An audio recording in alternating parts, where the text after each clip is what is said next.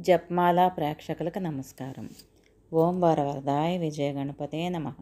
శ్రీ గురుభ్యో నమః. శ్రీమాత్రే నమః. ఈ భాగంలో మనం ఇంద్రుడి యుద్ధ సన్నాహాలు విందాము. దేవేంద్రుడు కూడా అష్టదిక్పాలకులను ఆహ్వానించాడు. సమాలోచన జరిపాడు. రంభుడు కొడుకు మహిషాసురుడు వరదర్పితుడే స్వర్గం మీదకి దండెత్తడానికి రాబోతున్నాడు. ఇందాకనే అతడి దూత వచ్చాడు. దేవలోకాన్ని విడిచిపెట్టి పోతావా, యుద్ధానికి నిలబడతావా అంటూ సందేశం తీసుకొచ్చాడు. మనం లొంగిపోయి సేవకులం అవ్వాలట. అలా అయితే దయదలిచి మనల్ని బతకనిస్తాడట. వృత్తులైన వారి మీద కోపగించడం లేదంటే యుద్ధానికి సిద్ధం కమ్మన్నాడు. దేవనాయకులారా, ఏం చేద్దామో చెప్పండి. దుర్బలుడైన శత్రువును ఉపేక్షించకూడదు. అటువంటి బలవంతుడు వరదర్పితుడు అయిన ఈ శత్రువును అసలు ఉపేక్షించకూడదు. బుద్ధిబలము బాహుబలం ఉపయోగించి వీడి పీడ వదిలించుకోవాలి. అటువంటి దుష్టుల పట్ల సంధి మంత్రాలు పనికిరావు. మాటకు కట్టుబడి ఉండే మంచివారితో కానీ ఇటువంటి నీచులతో సంధి కుదుర్చుకోవడం క్షేమం కాదు, గౌరవం కాదు అని.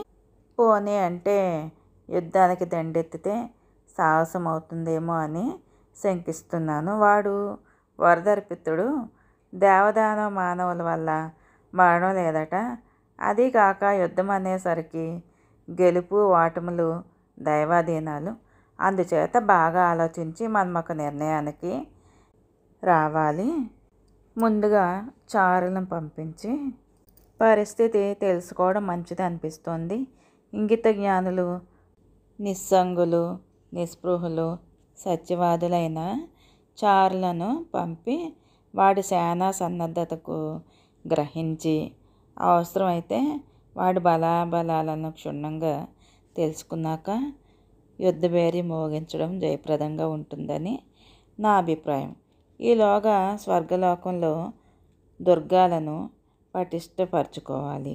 సర్వసన్నాహాలు చెయ్యాలి. జాగరూకులై ఉండాలి. ఎప్పుడైనా ఏ పనైనా బాగా ఆలోచించి చేయాలి. అది బుద్ధిమంతుల లక్షణం. హడావిడిగా నిర్ణయాలు తీసుకొని కార్యాచరణకు దిగితే అది అనర్థదాయకమే అవుతుంది. దానవుల పట్ల భేదోపాయం పనికిరాదు. దేవతలతో శత్రుత్వం అనేది విషయమే. వారంతా ఎప్పుడూ కూడా ఏకాభిప్రాయంతో ఉంటారు. అందుచేత దూతలను పంపించి బలాబలాలు తెలుసుకుందాము. తర్వాత నిర్ణయం తీసుకుందాము. సాహసం అన్ని వేళలా పనికిరాదు. ఒక్కొక్కసారి విపరీత ఫలితాలు ఇస్తుంది. తెలియని మందు మింగితే ఏమవుతుంది? జనమేజయ, ఇంద్రాదులు ఇలా సమాలోచన జరిపి మహిషాసురుడి రాజధానికి మహిష్మతికి చారులను పంపించారు. వారు వెళ్ళి వచ్చి వాస్తవ సమాచారాలు తెలియజేశారు. ఇంద్రుడు వెంటనే బృహస్పతితో చర్చించాడు. ఇంద్ర బృహస్పతి సంవాదం. మహామతి, బృహస్పతి నువ్వు దేవగురువు, రాజనీతి తెలిసినవాడివి, సర్వజ్ఞుడివి. మహిషాసుర మదమత్తుడే స్వర్గం మీద దండెత్తబోతున్నాడు. దానిని ఎదుర్కోవాలి, ప్రతిక్రియ చెయ్యాలి. ఏం చేయాలి అనేది ఆలోచించి నువ్వే సలహా చెప్పాలి. విపత్కర పరిస్థితుల్లో నువ్వు తప్ప నాకు మరో దిక్కు లేదు. అటువైపు శుక్రాచార్యుడు ఉన్నాడు, నీకు తెలుసు కదా. ఇంద్రుడి మాటలు విన్నాడు బృహస్పతి. దీర్ఘంగా ఆలోచించి మెల్లగా సాలోచనగా పలికాడు. ఇంద్ర, కంగారు పడకు, ధైర్యంగా ఉండు. కష్టాలు వచ్చినప్పుడే ధైర్యంగా ఉండాలి. జయాపజయాలు ఎప్పటికైనా దైవాధీనాలే.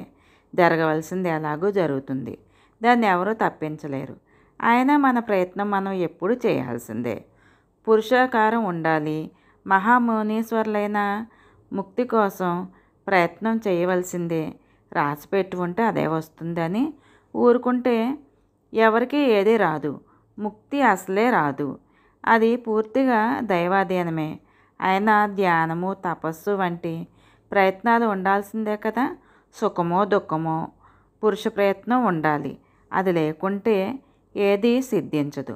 ప్రయత్నం చేసినా సిద్ధించకపోతే అది వేరే సంగతి.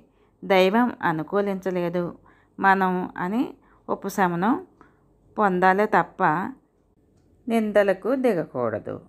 యుద్ధాల్లో ప్రధానంగా జయోపలబ్ధి అనేది మంత్రాంగం మీదనో సైన్య సమృద్ధి మీదనో ఆధారపడి ఉంటుంది. అది పూర్తిగా దైవాధీనం. బలవంతుడు ఓడిపోవచ్చు, బలహీనుడు గెలవచ్చు. అలాగే ధీమంతుడు నష్టపోవచ్చు, బుద్ధిహీనుడు భోగాలను పొందవచ్చు, పిరికివాడికి జయం లభించవచ్చు, మహాసురుడు పారిపోవచ్చు. అంతా దైవాధీనం. విచారించి ప్రయోజనం లేదు. మన ప్రయత్నం మనం చెయ్యడమే. దుఃఖమే మిగులుతుందో సుఖమే కలుగుతుందో? దుఃఖాలలో ఉన్నప్పుడు దుఃఖాదికులను చూసి, సుఖాలలో ఉన్నప్పుడు సుఖాదికులను చూసి మనల్ని మనం ఓదార్చుకోవాలి, నిగ్రహించుకోవాలి. అంతేకాని సుఖదుఖాలు అనే శత్రువులకు మనం బందీలు కాకూడదు. రెండు రకాల పరిస్థితుల్లోనూ ధైర్యం సడలనివ్వకపోవడం బుద్ధిమంతుల కర్తవ్యం. అధైర్యం వల్ల దుఃఖం అన్నింటికీ మించినది. ధైర్యం సాహసశక్తిని ఇస్తుంది. రెండింటినీ సమానంగా చూడగలిగితే సుఖాలకు పొంగిపోవడం కానీ దుఃఖాలకు కృంగిపోవడం కానీ జరగదు. నేను నిర్గుణుడను, నేను అవ్యయుడను అనే స్థితిని చేరుకుంటాడు. ఇంద్ర, క్షుత్పిపాసాలు మనసుకి శోకమూర్ఛలను, శరీరానికి జరామృత్యువులను వెరసి వీటిని షడుర్ములు అంటారు. వీటికి అతీతుడుగా ఉండడమే శివతత్వం. ఇవన్నీ శరీరానివి, నావి కాదు. ఈ శరీరము నేను ఒకటి కాదు. నేను పూర్తిగా విభిన్నుడను అనుకోగలిగితే వాడు సర్వదా సుఖి, నిత్య సంతోషి. నేను ప్రకృతి కాదు, నేను వికృతి కాదు. నాకు దుఃఖమేమిటి? ఇలా ఆలోచించు సురాధ్యక్ష. మానసికంగా నిర్మమత్వం అలవరుచుకో. దుఃఖనాశనానికి ఇది మొదటి ఉపాయం. మనం అనేది పరమ దుఃఖం, నిర్మత అనేది పరమ సుఖం. సంతోషానికి మించిన సుఖం లేదు. ఇలా మమకారాన్ని చంపుకోలేకపోతే భవిష్యం మీద ఖచ్చితమైన వివేకమైన ఉండాలి. ప్రారబ్ధ కర్మలు అనుభవించాల్సిందే. అలా తప్ప అవి నశించవు. యద్భావి తద్భవిత్యే. ఇంకా సుఖదుఖాలను చింతించవలసింది ఏముంది అనే అవగాహనే ఉండాలి. నీ స్వబుద్ధితో కానీ దేవతల సహాయంతో కానీ కార్యం సాధించు. ఒకటి మాత్రం గుర్తుంచుకో, సుఖాలు పుణ్యక్షయం కోసం, దుఃఖాలు పాపక్షయం కోసం. సంపాదించుకున్న పుణ్యాలు సుఖాలు రూపంలో ఖర్చు అయిపోతాయి. సంచిత పాపాలు దుఃఖానుభవ రూపంలో కరిగిపోతాయి. అందుచేత వివేకవంతుడు ఎప్పుడు సుఖరాహిత్య స్థితిలో హర్షిస్తాడు. సురాధిప, బాగా ఆలోచించు. నీ ప్రయత్నం చెయ్యి. యథావిధిగా జరగవలసింది జరుగుతుంది అని బృహస్పతి వేదాంత ధోరణిలో సలహా చెప్పి నిర్ణయం అతడికి వదిలేశాడు. గురుత్తమ, యుద్ధ ప్రయత్నమే చేస్తాను. మహిషుణ్ణి సంహరిస్తాను. ప్రయత్నం లేకుండా రాజ్యం కానీ యశస్సు కానీ సుఖాలు కానీ దక్కవు కదా. ఏ ప్రయత్నమూ చేయని వాడిని ఎవ్వరూ అభినందించరు. అందుచేత యుద్ధోద్యోగమే చేస్తాను. యతులకు జ్ఞానమే అలంకారము, ద్విజులకు సంతోషమే అలంకారము, ఐశ్వర్యకాంక్షలకు శత్రు సంహారము, ప్రయత్నమే అలంకారము. ఉద్యమం చేసి లోగడ సముచిత బలాలను రాక్షసులను సంహరించాను. అలాగే ఈ మహిషాసురుణ్ణి తుదముట్టిస్తాను. గురువర్య, నేను నా బుద్ధి బలం వజ్రాయుధమే బాహుబలం. హరిహరులు సహాయకులు. నా ప్రయత్నం నేను చేస్తాను. నువ్వు ఆశీర్వదించు. రాక్షస సంహారకారకాలైన మంత్రాలను జపించు. ఈ మాటలకు బృహస్పతి చిన్నగా నవ్వి, శచీపతి, యుద్ధానికి దిగమని నిన్ను నేను ప్రేరేపించడం లేదు, అలాగని నివారించడం లేదు. యుద్ధాలలో జయాపజయాలు ఎప్పుడూ సందేహాస్పదలే కదా. జరగవలసింది జరుగుతుంది, ఇంతే నేను చెప్పగలిగింది. రేపు సుఖమే కలుగుతుందో దుఃఖమే ప్రాప్తిస్తుందో తెలుసుకోగలిగిన పరిజ్ఞానం నాకు లేదు. అది ఉంటే నా దుఃఖాలను నేను తొలగించుకోగలిగి ఉండేవాణ్ణి. చంద్రుడు శిష్యుడిగా ప్రవేశించి నా భార్యను అపహరించాడు. ఆ రోజుల్లో ఎంత దుఃఖాన్ని అనుభవించానో నీకు తెలుసు. ముల్లోకాలలోనూ నేను చాలా తెలివైన వాడిని అని ప్రసిద్ధి. కానీ ఆ తెలివితేటలు ఏవి ఆనాడు అక్కరకు రాలేదు. అందుచేత కార్యసిద్ధి కోసం బుద్ధిమంతులు ఏదో ఒక ఉపాయాన్ని ఆలోచించి ప్రయత్నం చేయాలి. కానీ సిద్ధి ఎప్పుడూ దైవాధీనమే, అది మరచిపోకూడదు. బృహస్పతి చేసిన ఈ ఉపదేశాన్ని గ్రహించి సత్యపతి సవినయంగా నమస్కరించి సెలవు తీసుకున్నాడు. సరాసరి బ్రహ్మదేవుడి దగ్గరకు వెళ్ళాడు. మహిషాసురుడు దండెత్తి రానున్నాడు. విషయం చెప్పి సహాయం అభ్యర్థించాలని శంకరుణ్ణి విష్ణువుని సన్నిధికి వెడదాము, బాగా ఆలోచించి ఒక నిర్ణయం తీసుకుందాము. బలాబలాలు అంచనా వేసుకోకుండా వివేకాన్ని విడిచిపెట్టి సాహసానికి దిగేవాడు పతనమైపోతాడు. కాబట్టి మనం అలా చేయవద్దు, విష్ణుమూర్తితో ఆలోచిద్దాము అని బ్రహ్మ సలహా ఇచ్చాడు.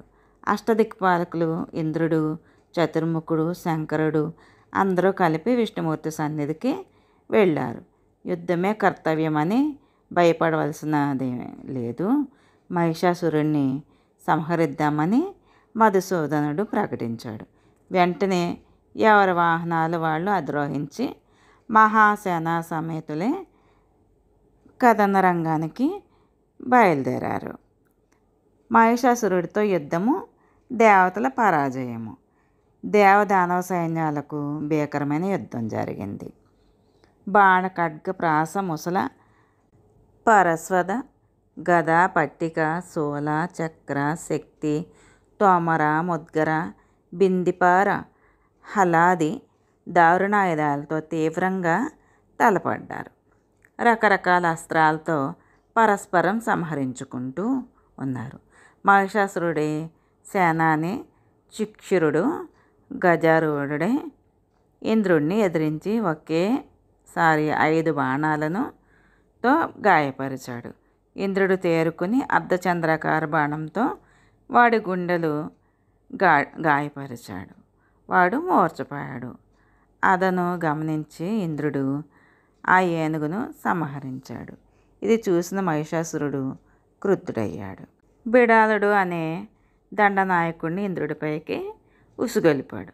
వాడు మరొక మదగజాన్ని అధిరోహించి వస్తుండగానే సచీపతి 10 బాణాలు వేశాడు. వాడు వాటిని తుత్నీయలు చేసి 25 బాణాలు ప్రయోగించాడు. ఇలా బాణాలతో యుద్ధం చాలాసేపు జరిగింది.